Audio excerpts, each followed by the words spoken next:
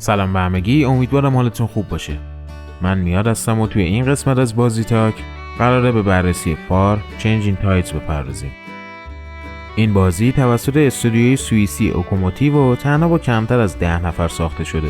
توی چنجینگ تایدز برخلاف قسمت قبلی یعنی لون سیلز که توی بیابونا و اقیانوس‌های خشک شده سفر می‌کردیم، قراره دلو به دریا بزنیم و با کشتیمون به غرب اقیانوس‌ها بریم. با من در ادامه بررسی بازی همراه باشید.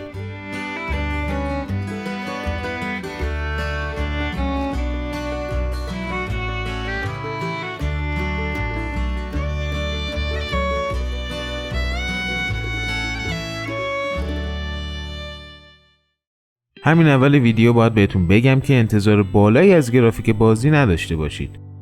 گرافیک برای همچین بازی خوبه و نمیشه بهش ایراد بزرگی گرفت.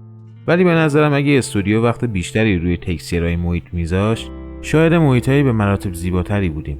البته همونطور که گفتم، گرافیک بازی بد نیست و در کل میشه باش کنار اومد. توی بازی شما کنترل پسری رو بر عهده دارید که شهرش به وسیله سیل یا همچین چیزی به زیر آب رفته و بعد از پیدا کردن یک کشتی و انداختنش به آب، خودش رو وارد یه ماجراجویی میکنه و به دنبال جایی برای شروع یه زندگی جدیده. بازی داستان خاص و سرراستی نداره و به جاش به تعریف وقایع و اتفاقایی میپردازه که در زمان این سفر براتون اتفاق میفته. گیم پلی بازی به شدت آسون و جذاب و چالشایی در قالب معما و پازل براتون داره. برای حل هر کدوم از این معماها باید محیط رو بررسی کنید و با پیدا کردن تیکه‌هایی ازش در نهایت اون رو حل کنید.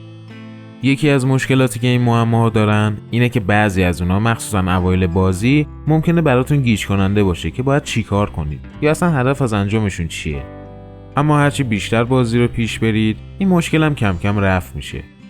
در کنار اینها چالش کنترل کردن کشتی هم هست که توی شرایط مختلف باید کارهای متفاوتی انجام بدید تا بتونید به سفرتون ادامه بدید. از سفر به کمک بادبان تو هوای آفتابی گرفته تا تبدیل شدن به زیردریایی و کشف کردن مناظر زیرین سطح دریا که هر کدوم چالش‌های خاص خودشونو دارن. موسیقی بازی به شدت زیبا و گوشنوازه. سفر کردن و گذر از مناطق گوناگون با پخش شدن موسیقی زیبا حسابی به جذابیت بازی کمک کرده. توی بازی هیچ دیالوگ و گفتگویی وجود نداره و شما در سکوت و حین گوش دادن به موسیقی باید با کشتیتون از مسیرها و محیطهای مختلف عبور کنید و به راهتون ادامه بدید. از جمله ویژگی‌های بخش صدا اینه که موقعی که کشتیتون ساکنه و حرکت نمی‌کنید، موسیقی آروم و با ریتم ملایمی پخش میشه. اما موقعی که در حال حرکت هستید، موسیقی هم به اوج خودش میرسه و این سفر رو براتون جذاب‌تر میکنه. یه مشکل کوچیکی که بخش صدا داره اینه که بعضی وقتا صدا به مدت 1 ثانیه یا کمتر کرش میکنه که البته خیلی اذیت کننده نیست و شما همچنان میتونید از موسیقی لذت ببرید. از دیگر موارد منفی بازی هم مربوط به تعامل اینتراکت کردن با اجسام مختلف میشه که باید بیشتر روش کار میکردن، چون بعضی جا واقعا اعصاب خورد کنه و برای انجام کاری باید چندین بار اقدام کنی. بررسی جزئیات بازی اینجا تموم میشه. بریم سراغ جنبندی و امتیازات. همونطور که قبل‌ترم گفتم، بازی داستان خاصی نداره و سعی میکنه اتفاقات رو به صورت ریل تایم بهتون نشون بده. از نقطه شروع سفر تا رسیدن به مقصد، کلی اتفاقای جالب و شگفت‌انگیز براتون میفته که اصلا انتظارشون رو ندارید. به بخش داستان بازی نمره 7 میدم. گرافیک بازی هم بد نیست و میشه باش کنار اومد. ولی اگه سازنده ها بیشتر روش کار میکردن با مناظر قشنگتری مواجه میشدیم. من به بخش گرافیک هم نمره 7 میدم. و اما صدای بازی که یکی از بهترین ویژگی‌های بازی محسوب میشه.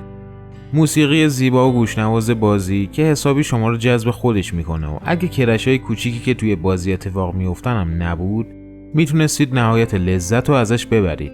من به بخش صدا نمره 9.5 میدم. گیم پلی بازی به شدت آسونه و هیچ چیز سخت و مبهمی نداره. کنترل کشتی تو شرایط مختلف به همراه پازلایی که تو مسیر بهشون برمیخورید همگی دست به دست هم میدن تا یه بازی جذاب و سرگرم کننده رو تجربه کنید. من به بخش گیم پلی نمره 8 میدم.